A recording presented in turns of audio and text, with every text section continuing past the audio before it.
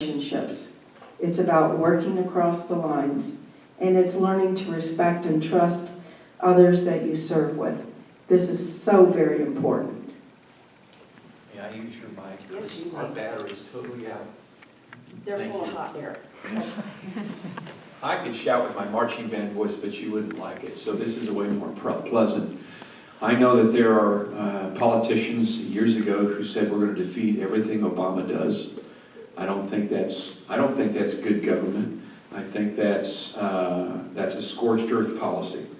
And I think when that happens, regardless of whether it's a Republican or a Democrat, that it's not the will of the people, it's not the good of the people. Now we're playing politics. And I believe that if somebody presents a good plan, whether it is they're considered a liberal or conservative, if it's good for the people, we need to be in contact enough with our people that we're willing to vote for or against it. And I think there's a need for people who, I'm going to say this, I think, as I've talked to Kathy about this, there's a need for people who don't really care whether they get elected again and are willing to sit in an office and do what's right for the people they represent. And they listen to the people they represent. We realize that there are people who have an opinion this way and there are people who have an opinion that way, and we've lost the ability to talk decently to one another. And we need to continue to be able to discuss those ideas so that we can come up with the best solution and represent the people that we're supposed to be serving. And there's no way that you can govern without reaching across the aisle. There's a decency that needs to return to the legislature regardless of who's elected. We need to be able to speak to each other in an intelligent and dignified way so that we can solve the problems, so that people continue to live well, and that this government of the people, by the people, and for the people works the way it's supposed to. The final audience question, we'll start with Cindy Neighbor. When people talk about gun violence prevention, the talk usually centers around the hardening of schools. How would you expand the discussion beyond just school building safety?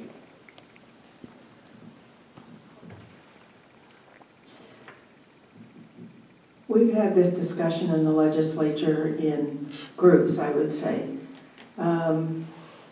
Last year or a year before, we had groups that came in and wanted to put guns in hospitals. We wanted them to put guns in mental institutions. They wanted to put guns anywhere and everywhere, and they didn't want any rules or guidelines. You know, it's our right to own a gun, we can carry it where we want, and that's fine. I don't think any of us want to go back to the Wild West, but that seemed like kind of what it was. Did you know that on military bases, my grandson just joined the Army about 7 weeks ago, they can't carry their guns on bases. No military base allows you to carry it on base. You have to turn it in. There's a reason for that. And yet they're trained over and over and over again on different guns with grenades and everything else. And so we think a gun safety course is enough for an individual at 18 years old to carry. I think that's a problem. We have to look at what, to me, would be common sense. Why would you put a gun in a mental institution? A lot of them are there because they don't know what to do with a gun. We have to be ever vigilant to speak with our constituents, know what our communities want, and I think it needs to be back with the local control issue. Because a lot of this is in western Kansas. If you have snakes on your farm and stuff, I understand having a rifle out there, but I don't in Johnson County. I haven't seen a rattler out here yet. No, I've seen plenty of snakes in Shawnee, but when I'm thinking about the state of Kansas and safety, I'm thinking that's one of the best topics for attracting healthy taxpayers in Kansas.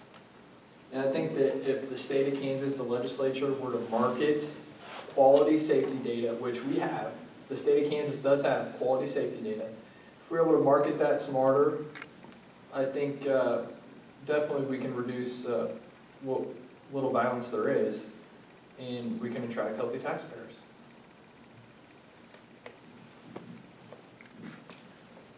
Would you repeat the whole question so that I can answer it intelligently. I caught The way the audience member wrote it, when people talk about gun violence prevention, the talk usually centers around the hardening of schools. How would you expand that discussion beyond just school building safety?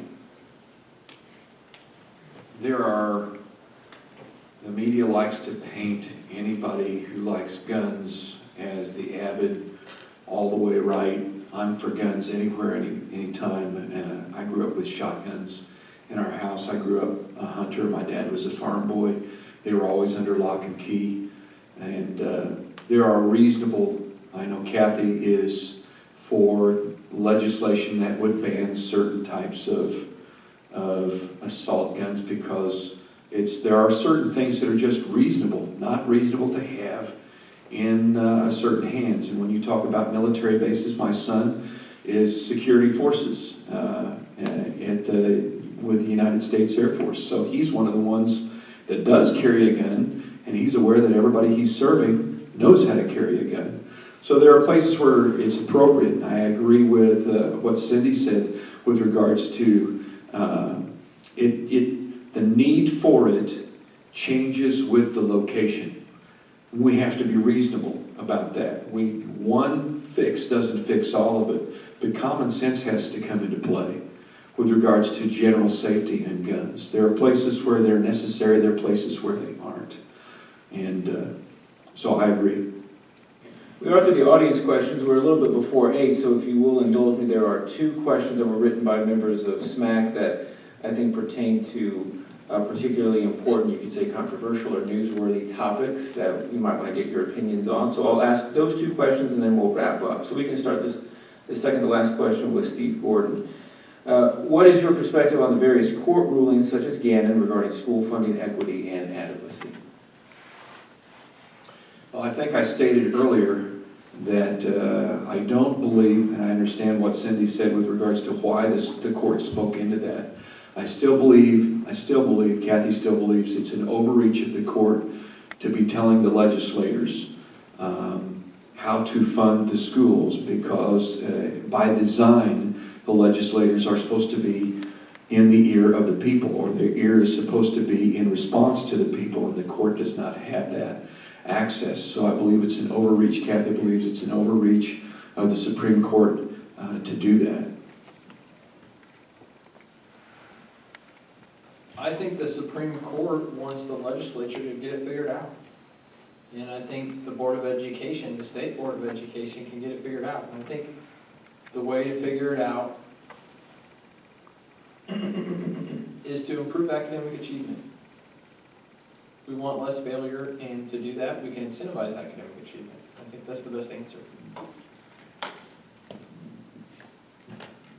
Over the past 10 years, the legislature has 4 studies that have been done, each one of them to the tune of about $250 million. 250,000, don't let me over-exaggerate. $250,000, that's $1 million in study, and what they've done is shelved every one of them because the state school board, the LAPC, or Legislative Education Post-Audit Committee, Ogden, Blick, and Meyer, and this last group that just did a study, all came in with about the same number that was needed for schools. And they didn't come to that decision on just well, we think this is the amount, we have this many students. That's how the original one was done. But what they did throughout these studies was to look at how are we going to fill the gap, how are we going to give quality education and an equitable education to every student in the state of Kansas, no matter where they are, no matter what they have, no matter what their need. And they looked at all this, and they actually read through it. I can tell you, the legislators didn't read through that. I can tell you only a few did. And that's sad. And when the Senate president gets up and walks out, when she asked for the study to begin with, because she didn't like that it came in with the same number, that's sad. We need to have people look at the data, which the courts did, and they've looked at it for 10 years, and they looked at every study. Who better to evaluate and say, you guys have failed to do your job, we're going to maintain our oversight because you haven't kept your promise. You said more money, but you didn't fund it. Andrew Hurla, this next question will start with you. A federal judge recently struck down the Kansas voter law which required newly registered Kansas voters to show proof of citizenship when they registered. Do you support this proof of citizenship requirement? Why or why not? Well, I think there's something we're getting wrong about that, and I don't have to win. I don't have to win this election. I am encouraging civic participation. I think encouraging civic participation is something we need to be doing right now. I think that agenda is discouraging civic participation. We're civically participating right now. This is great, and we're learning. We're moving in the right direction. So I don't support something that discourages civic participation. I think our state can do more to encourage civic participation and really marketing it the right way.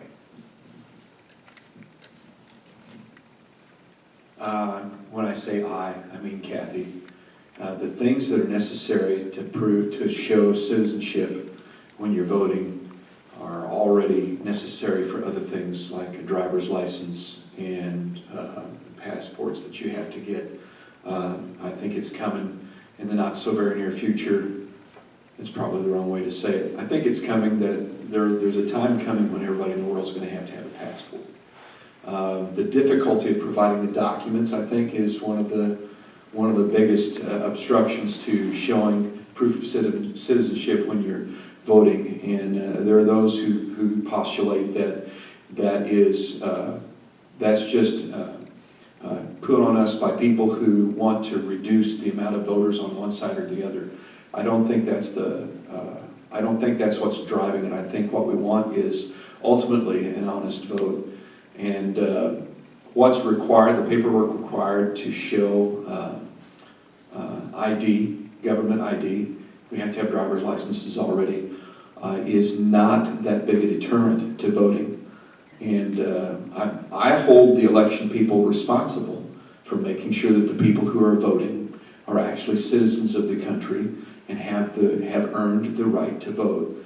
And that is fairly close to my family, that issue. So that's where we stand.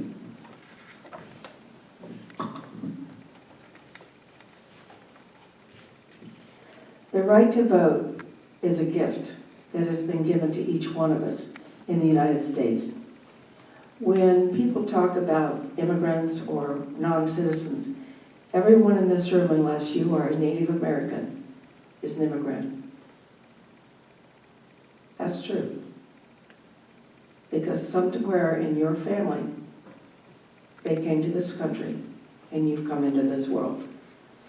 As far as ID, one of the issues that was really tough to deal with, I think, was when Kobach had all of this. It was supposed to be set up through the DMV, and unfortunately, our aged computer system didn't take that information and translate it to the Secretary of State.